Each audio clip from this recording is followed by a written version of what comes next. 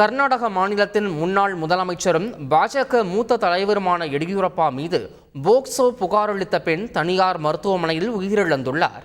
கடந்த மார்ச் மாதம் தனது 17 வயது மகளை எடியூரப்பா பாலியல் வன்கொடுமை செய்ததாக கூறி 53 வயதான பெண் புகார் அளித்திருந்தார்.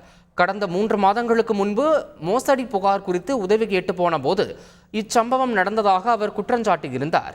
இவ்விவகாரம் பரபரப்பை கிளப்பிய நிலையில் இந்த வழக்கு விசாரணை குற்றப்புலனாய்வு துறைக்கு மாற்றப்பட்டது. இந்த நிலையில் கடந்த 26ஆம் தேதி மூச்சு திணறல் காரணமாக தனியார் மருத்துவமனைக்கு சென்ற அப்பெண் சிகிச்சை பலனின்றி உயிரிழந்தார். அவர் நுரையீரல் புற்றுநோயால் பாதிக்கப்பட்டிருந்ததாக மருத்துவமனை தரப்பில் கூறப்பட்டுள்ளது.